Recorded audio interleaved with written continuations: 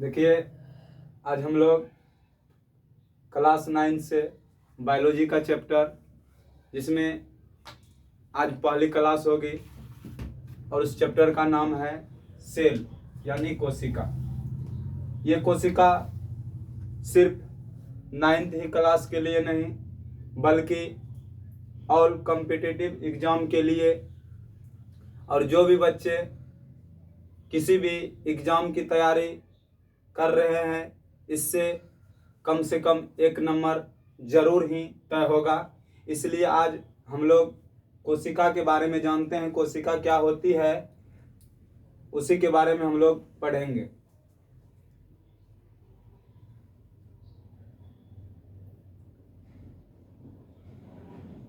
कोशिका इंग्लिश में सेल कहते हैं। अब देखिए, ये कोशिका क्या होती है। कोशिका जो होती है वो मानव शरीर की सबसे छोटी इकाई होती है। इस कोशिका को मानव शरीर का छोटी इकाई कहा जाता है। मानव शरीर का सबसे छोटी इकाई होता है, क्योंकि हमें ये पता होना चाहिए कि एक मानव शरीर का निर्माण कोशिका ही करते हैं। जब तक कोशिका नहीं होगा तब तक किसी भी जीवों के शरीर का निर्माण हो ही नहीं सकता है। इसीलिए यदि किसी भी जीवों के शरीर का निर्माण करना है तो उससे पहले कोशिका का होना जरूरी है। इसलिए कोशिका को मानव शरीर की सबसे छोटी इकाई कहा जाता है। इसलिए कहा जाता है कि ये कोशिका एक सबसे छोटी इकाई होती है और एक एक कोशिका मिलके उत्तक का निर्माण करता है, और एक एक उत्तक मिलके अंग का निर्माण करता है, और एक एक अंग मिलके अंग तंत्र का निर्माण करता है, और अंग तंत्र मिलके मानव शरीर का निर्माण करता है। जैसे हम लोग एक एग्जाम्पल से समझते हैं, यह है एक मानव शरीर। मानव शरीर, देखिए मानव शरीर क्या होता है। जितने भी जीव जंतु होते हैं यानी सजीव होते हैं, सभी का अपना अपना शरीर होता है, और ये शरीर का निर्माण कोशिका ही करते हैं। देखिए, एक मानव शरीर के लिए अंग तंत्र का होना जरूरी है। अंग तंत्र यानी कि अंग तंत्र क्या होता है। हमारा मानव शरीर जो है एक से अधिक अंग तंत्रों से मिलकर बना होता है। यदि मानव शरीर का निर्माण करना है उससे पहले अंग तंत्र का होना जरूरी होता है।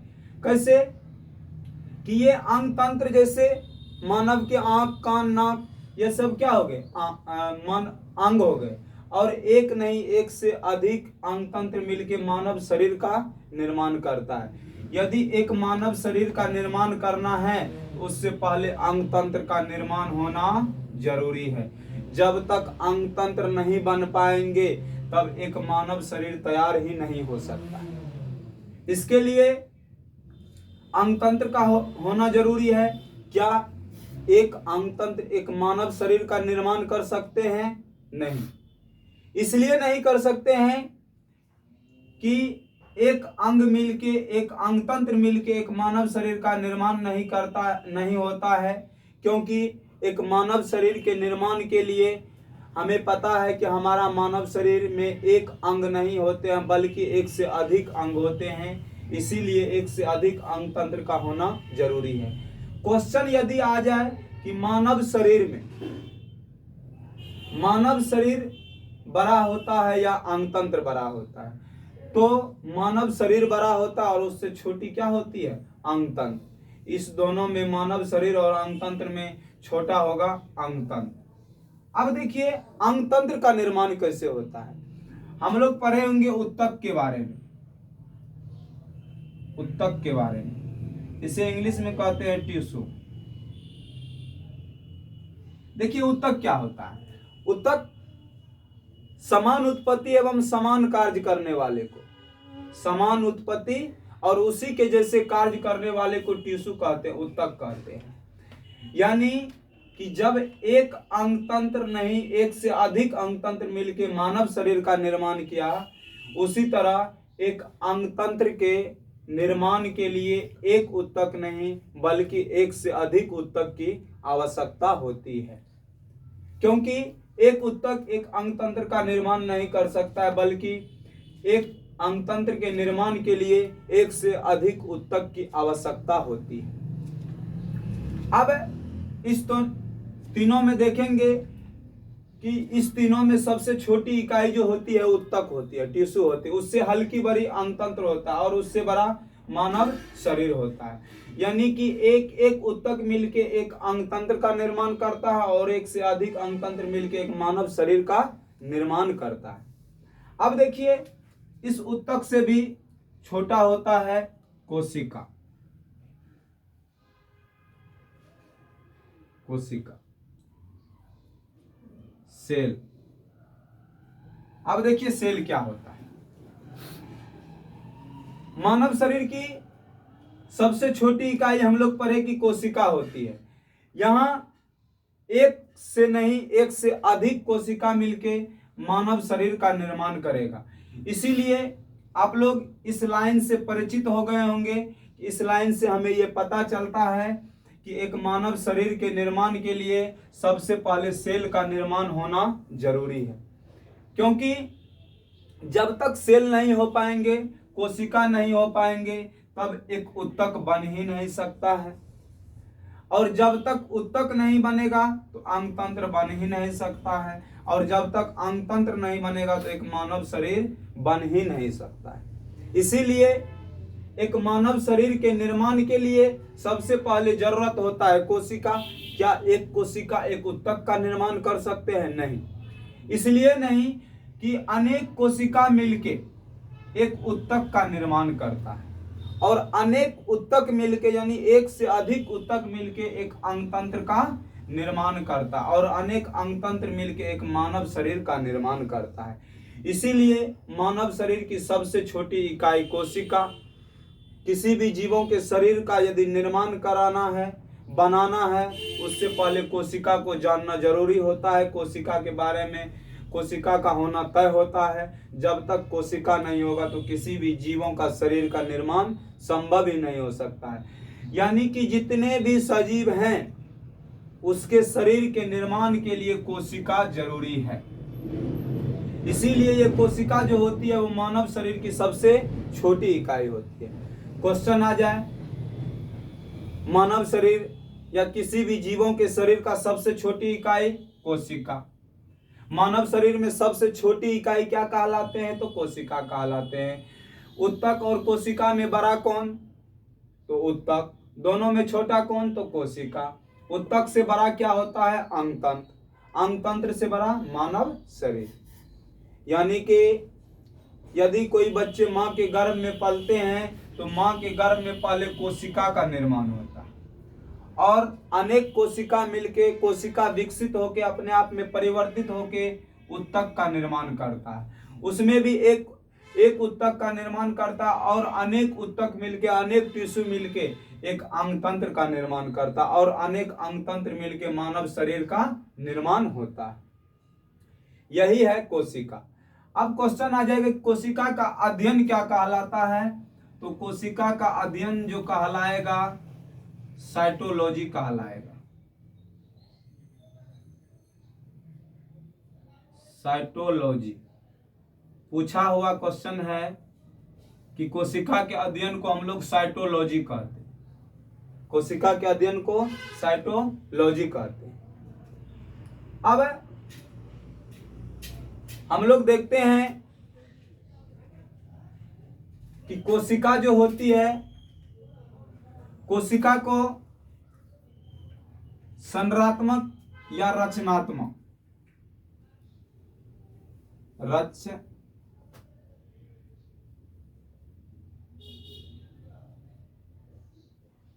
रचनात्मक एवं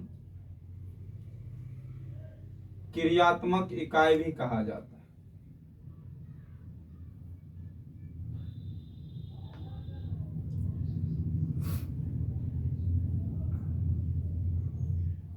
कोशिका को रचनात्मक एवं क्रियात्मक इकाई भी कहा जाता है। इसका एक और डिफाइंड है, कोशिका को संरचनात्मक एवं क्रियात्मक इकाई भी कहा जाता है। क्यों? इसीलिए कि रचना का अर्थ होता है निर्माण करना। रचना का अर्थ होता है निर्माण करना। निर्माण यानी बनाना। निर्माण यानी बनाना। हम लोग को पता है कि रचना, देखते होंगे आप लोग कि छोटे छोटे बच्चे जो होते वो क्या करते हैं, खिलौने को तोड़कर और उस खिलौने को पुनः निर्माण करना चाहता है, रचना करता है, उस खिलौने को फिर अपने आकार में बनाना चाहता है। उसी तरह ये कोशिका क्या करते हैं, एक मानव शरीर का निर्माण करते हैं, मानव शरीर को बनाते हैं। इसीलिए कोशिका को रचनात्मक कहा गया। और ये कोशिका क्या करते हैं, कोशिका के कारण ही मानव शरीर का निर्माण होता है, इसीलिए इसको रचनात्मक कहा जाता है। अब क्रियात्मक, क्रियात्मक यानी कि जब एक मानव शरीर का निर्माण हो जाता है तो उस मानव शरीर में अनेक प्रकार की क्रियाएं होती है। जैसे अभी हम पढ़ा रहे हैं, ये भी एक क्रिया है। हम लोग दौड़ते हैं, ये भी एक क्रिया है। उसके बाद हम लोग क्या करते हैं, एक स्थान से दूसरे स्थान तक जाते हैं, वो भी क्या है, हाथ का परिचालन क्या है, क्रिया है। इसीलिए कोशिका को रचनात्मक एवं क्रियात्मक इकाई भी कहा जाता है। ये भी क्वेश्चन पूछा गया है कि कोशिका को रचनात्मक एवं क्रियात्मक इकाई क्यों कहा जाता है। इसीलिए कहा जाता है कि कोशिका ही एक जीवों के शरीर का निर्माण करता है। यदि जीवों के शरीर का निर्माण हो जाता है, उसमें होती है क्रिया, अनेक प्रकार की क्रियाएं होती है। इसीलिए कोशिका को रचनात्मक एवं क्रियात्मक इकाई कहा जाता है। अब इससे एक पॉइंट और आता है कि कोशिका के आकृति, कोशिका के आकृति एवं आकार, कोशिका के आकृति एवं आकार भिन्न भिन्न होती है।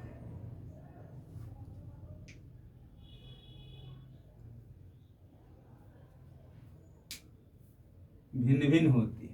कैसे? भिन्न भिन्न को हम लोग अलग भी बोल सकते हैं।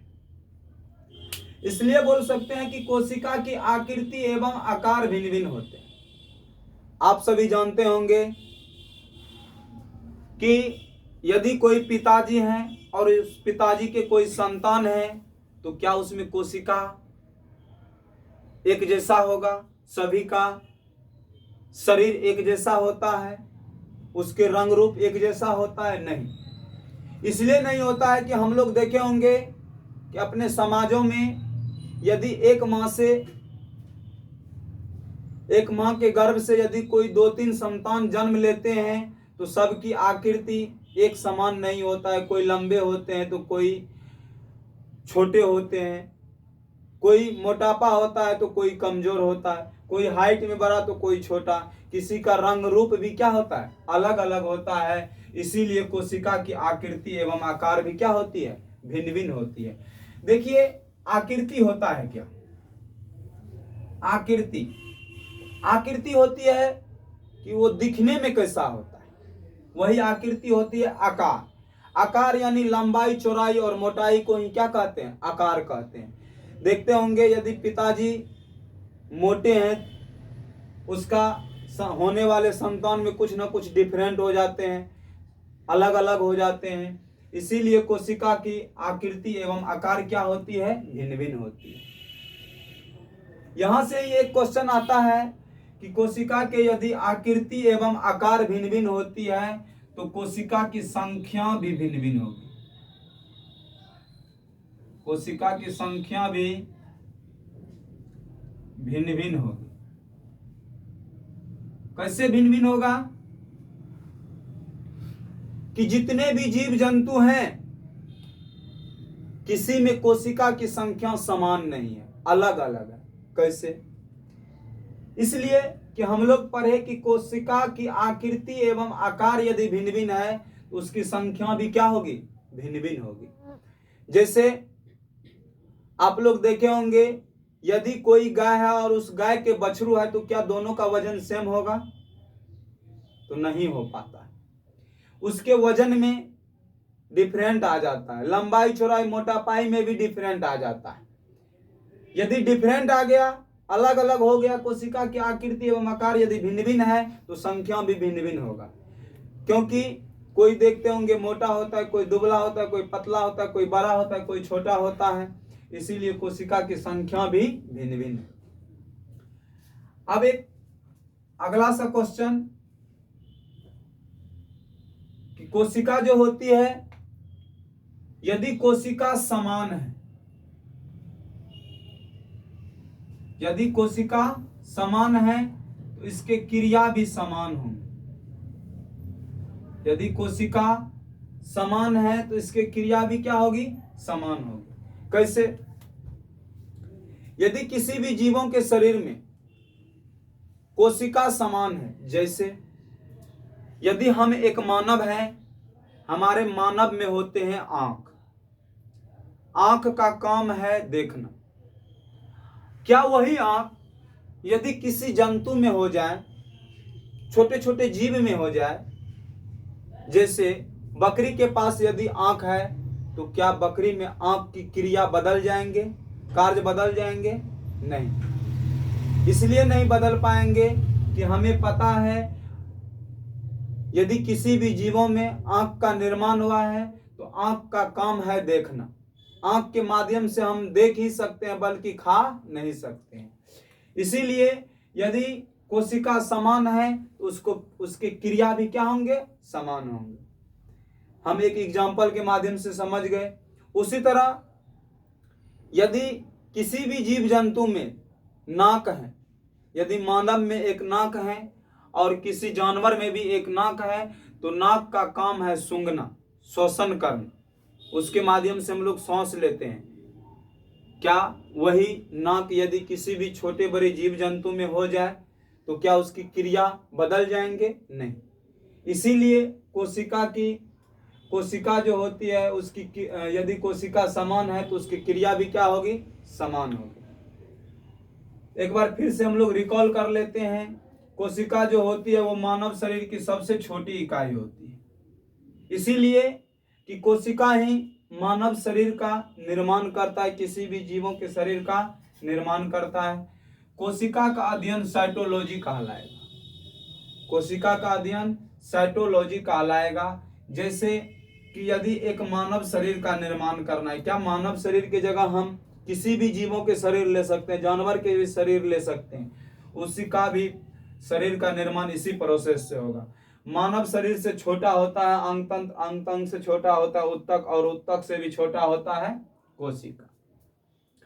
इस लाइन से हमें ये पता चलता है कि एक मानव शरीर में सबसे छोटा भाग है तो कोशिका।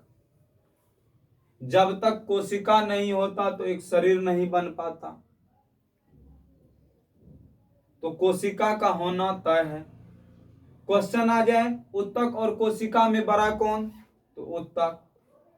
उत्तक और कोशिका में छोटा कौन? तो कोशिका। उत्तक से बड़ा क्या होता है? अंगतंत्र, और अंगतंत्र से बड़ा मानव शरीर।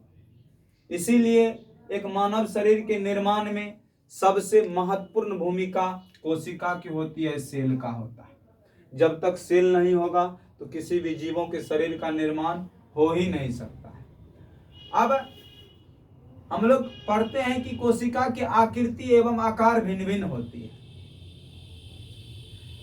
कि कोशिका के आकृति एक दूसरा आकार। आकृति होता है रंग रूप। क्या सभी जीवों के शरीर की आकृति एक समान होता है? नहीं।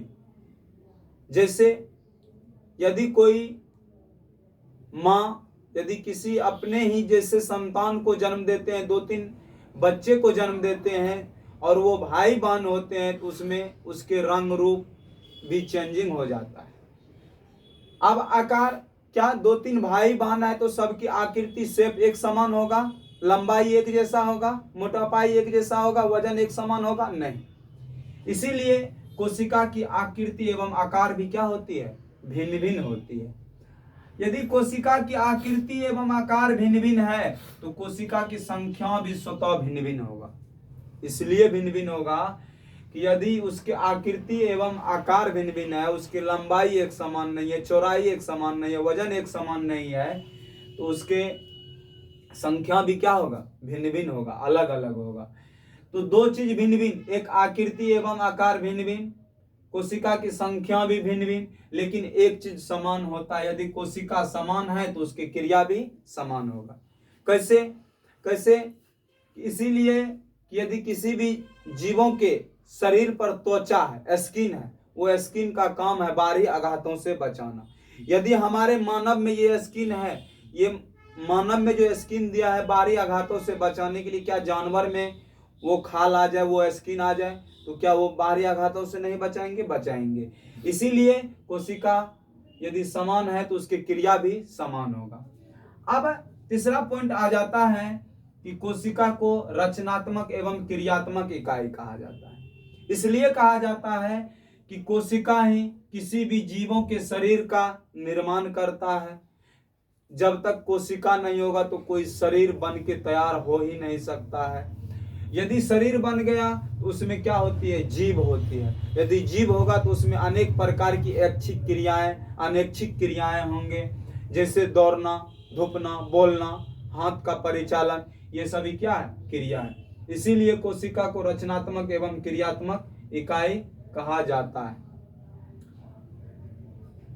इसके बाद हम अगली क्लास में पढ़ेंगे, और आप लोग को यदि कहीं समझ में नहीं आ पाता है तो आप लोग कमेंट कर बता सकते हैं। आज की क्लास यहीं समाप्त की जाती है। जय हिंद।